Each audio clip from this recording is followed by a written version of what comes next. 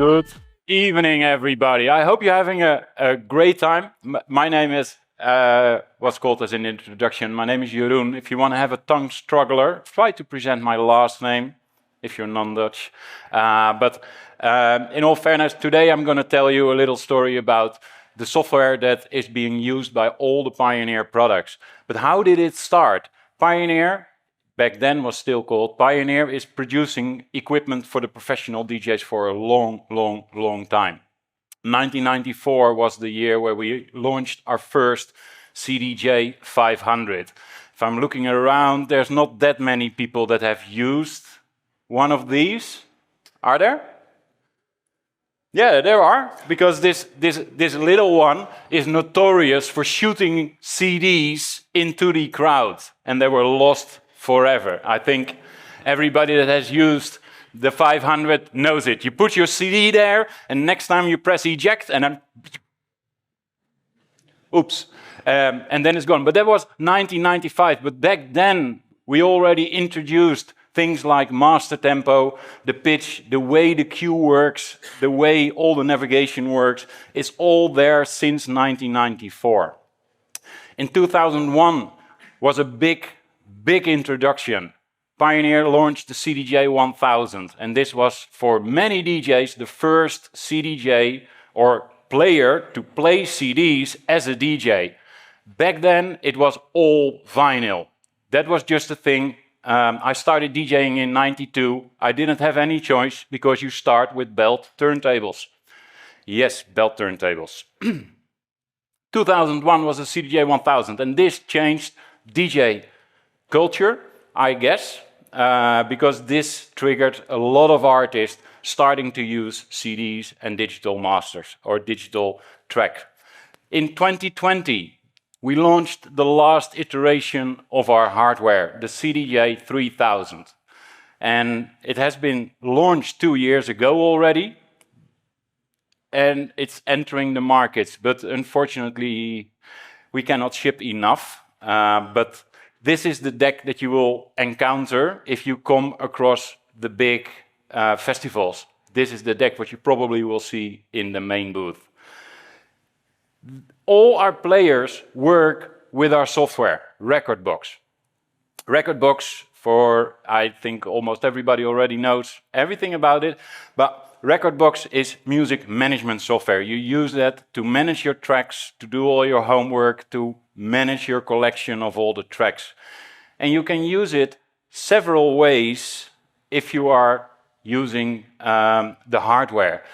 The most preferred way for a lot of people, also for me, is in RekordBox you export your tracks to an SD card or a USB device. In general form you can use a lot of them. If people are using SD cards, fair bit of warning, do not use cards larger than 32 gigabytes. And then everybody thinking, 32 gigabytes, that's enough. Yeah, but if you use larger cards, you're gonna end up in a whole whirlpool of exceptions and things you have to take in account to have a reliable source. I would advise people to use a USB device because that's generally always working. This is not the only way how you can use RekordBox. If you're bringing your laptop with you, you can also use the link function. That way you hook up your laptop to the DJ booth on stage, you start up RekordBox, and with the CDJs you can browse over all your tracks in your full collection. You could also use your computer to find the tracks, drag them to the icon of the decks that are connected and load your tracks that way. So it goes two directions. The advantage of this method is that if you're exporting devices, the normal thing to do is exporting playlists. And if you're using the device to play, you're looking only in that playlist. The big advantage in using the export mode is that you have the availability of all your tracks that you have in your collection. So you're not only looking into the playlist that you're always looking in, but you're widening your view. And sometimes the combinations you get there are surprisingly.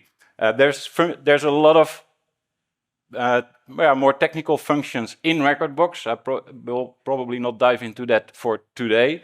But there is something that's called related tracks. So you can select a few criteria and RekordBox will show you some options of tracks that you could play next if they line up with your choices that you have in your related tracks sections. And with CDJ 3000, the related tracks function is also supported by the hardware. So it's really getting good use.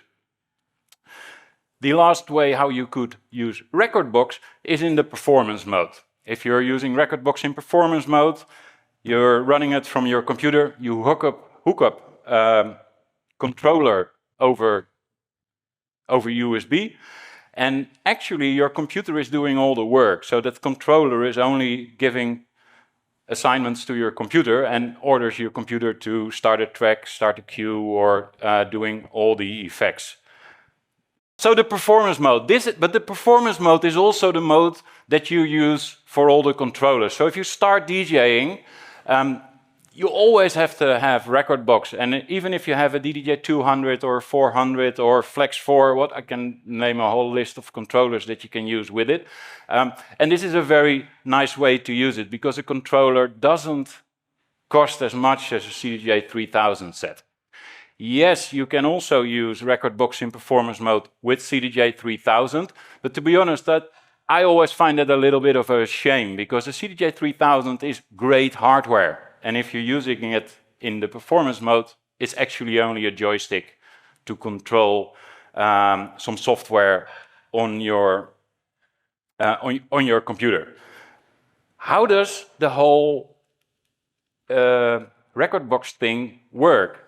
And the first step that you always do is you're importing all your tracks to RekordBox.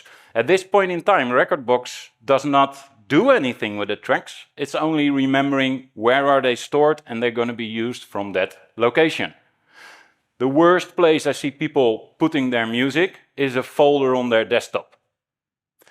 There's probably people here that have that folder on their desktop with all the tracks in there. What's the danger? The danger is that you see that folder and then, let me do a correction in the file name. But if you change one letter of the file path, you're going to meet my good friend, the orange exclamation mark. You already met him, I'm sure. Then why do you see him? Well, this is when you say to RekordBox, this is where my files are at. If you're going to rename that folder on your desktop, you're going to move that folder or delete it and then think, RekordBox, it's imported, so he's got it. No, he's not going to cut it. So the thing is, you have to, again, tell RekordBox, this is where my tracks are at. Fortunately, in the last version of RekordBox, RekordBox 6, there's something that's called an auto-relocate function. Actually, you can assign a folder, and that's the place where RekordBox is going to look for your files, and also in all the subfolders that comes with it. I will show you my last few slides something more about your folder structure. Once you have everything in your RekordBox, this is where you'll be spending a lot of time because you're making playlists, you're going to make cue points, you're going to figure out orders, and you can do all the organizing in RekordBox as well. The organizing works properly if you have all your information stored in RekordBox. One of the things that hold this information is something that's called ID3 tags. I hope everybody has heard about those things. This bit over here, like the title, the author, the genre, the album name, that is what is stored in the ID3 tag. So that's property of that file. How do they get there? It's easy. You have 10 of those solutions at the end of your hand, and you just have to type everything. Or you can buy the tracks from a proper source that they have already put all this information there. But once you put this information within your collection or you added it to the tracks, the information is there to stay. So you only have to do it once, and after that everything you do with that track has this information on display. So if you put that file in a music player, you will see the title and the artist and whatever information you probably have fed it. There's some people using iTunes. People that know me know that I'm a huge fan of iTunes. But if you make those changes in iTunes, you have to make proper settings within iTunes. Otherwise, all the information you're typing is not stored in ID3 tags, but it's stored in the iTunes database. And it's not available for RekordBox. So take care if you are using the iTunes. After you make your playlist and do all your cue markings, you are exporting the files. And you export them probably to a USB or an SD card or whatever medium you're gonna use. People always ask, which USB do you recommend? The SanDisk Extreme Pro 3.2 is the device that I have currently the most positive experience with. It's a super fast stick. I think that the smallest is 128 gigabytes. So if that's not enough, I don't know how long you have to play this weekend, but it's also mechanically a pretty decent device, doesn't break. The one downside I thought was that, how do you call it, bayonet closing. And it's actually, this is the thing, and this is what I was looking for. And when I bought this thing, the first thing I thought was, it's gonna break. It's gonna break. But I'm doing quite some of these shows, and some people are gonna be witnessing this thing break. No, also not today. So, unfortunately for you. But what a lot of people don't know is that there's another last step. Because if you're DJing on the CDJs, the majority of the cue points that I have in my collection, I have not made in RekordBox on my computer. I've made them on the hardware. Because if I'm in the computer and my eyes are seeing something, yeah, that's a good cue. But sometimes when you put it on the cue button, it's not as sharp as you would have thought when you created it. So the majority of the cue points and the loops that I create, I make on a CDJ, and then there's this button called memory. If you have a cue point, you can store that cue point in the cue memory. What will happen is that following that, it's going to put the information on your USB. So it could be that your USB holds cue points that are not available within RekordBox. Fortunately, by default, this is activated, that RekordBox is going to download, or at least synchronize all the information that you put on the USB outside of RekordBox, so it's going to pull that in. And this way, your collection grows over time with the cue points. So I'm DJing, only the tracks I play, store the cue memory, come back home, and your collection will be updated with all that cue information added. So over time you get more and more cue points in your collection. There's no need for you to sit 5 weeks and then do all the queuing. As I told you before, I started with vinyl. And the people that used to DJ with vinyl, this is nothing strange, because everybody had that IKEA cupboard. Most of the time you started with like this one strip, and then you get more records, and then you buy another one, and at the end you have a cabinet like this. And then you discover it weighs a ton to move around. How I organize my files, I'm always pretty good and well organized because I like to sort things out. And what I did with my records was that I put one musical style on one shelf. And obviously, this is everything full, but that was not always the case. Like here was a little bit, and there was a little bit, and it grows over time. But I always put my records on that same shelf. So back in the day, when you brought your records, it was in a record case.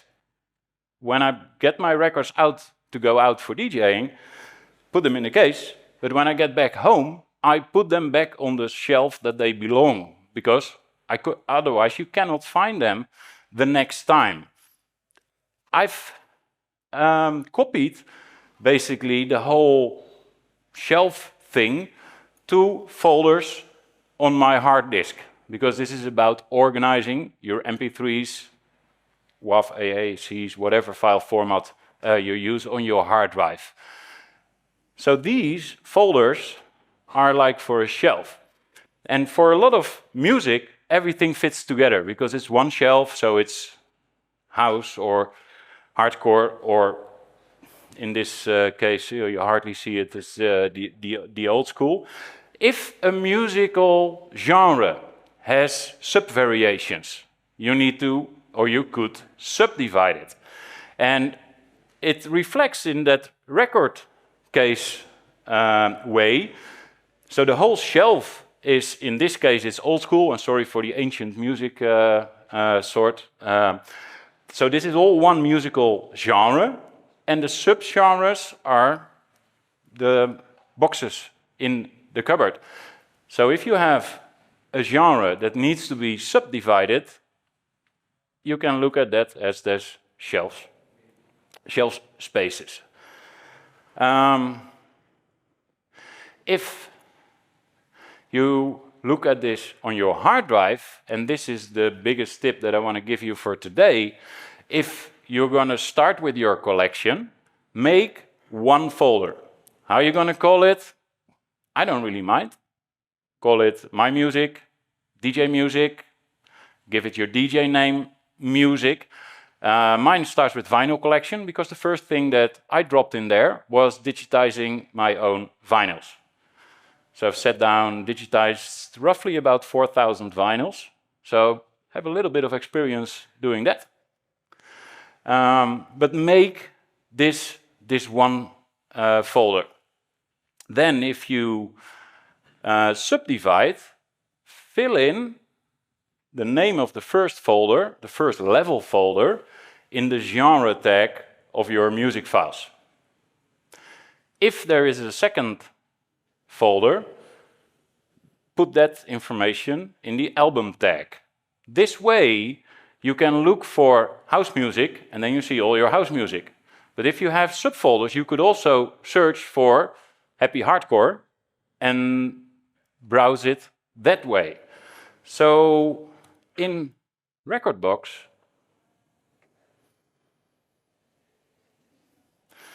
there's a whole bunch of small buttons that you might not ever have pressed. This is one of those, and this button is the category filter. If you activate it, you will get 3 columns. The columns have genre and album, and this way I made a division with my tracks.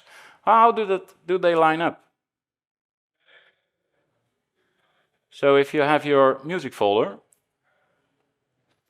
and let's take the same example that I had earlier, like the old school. I can do the same. I browse by going to that main folder and then opening the subfolder old school. That's basically the same as in this list. Scroll down to the proper genre, old school, give one click, and you will see that immediately the list of albums is updated as well. All the names that you will see there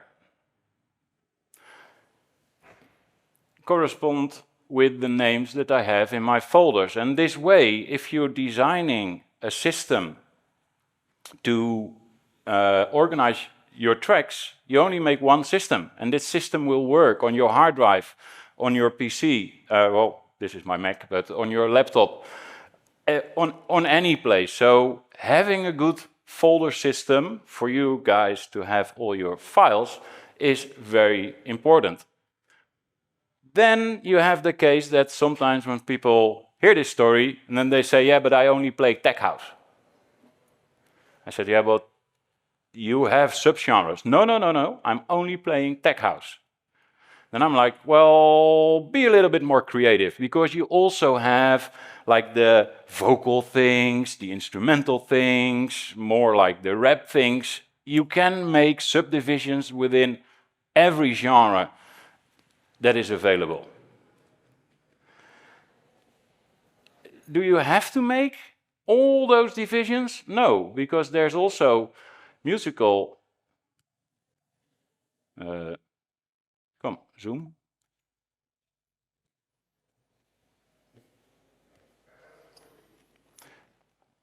Because there's also musical genres like this Club 7 thing, and that only holds the music files, because that's not so big. It's only like 200-300 tracks. For me, that's not enough to make divisions and subdivisions and go into the deep. At the end, what you want is a folder system without having unnecessary lots of folders. One of the things that I did a little bit wrong in the beginning, when I was trying to think about this structure, is that I first was thinking, listen, I have house and old school and country and jazz. So you first I thought I first needed to create the folders and then make the split up. That's not the case. Listen one track. See if you have a folder for that, and only if you do not have a folder for that, create one more. Be careful in not adding too much folders. You can also use this for your for things that it was never intended to do. Like you see here, why is Ctrl-Z?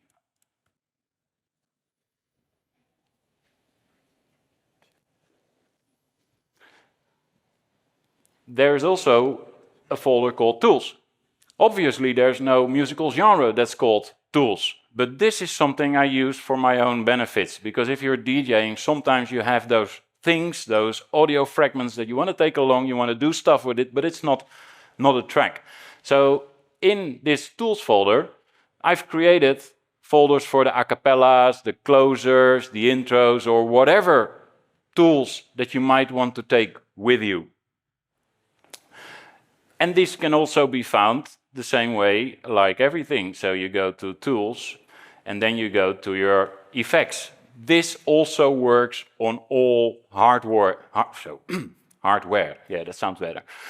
All hardware that we have. So the way I browse now within my RekordBox is the same that I do the browsing on any CDJ, XDJ, or any of the equipment that we have. And I think having this proper structure is key to the whole find your tracks easy, because what you do not want is that you have this huge stick with 2 terabytes of music.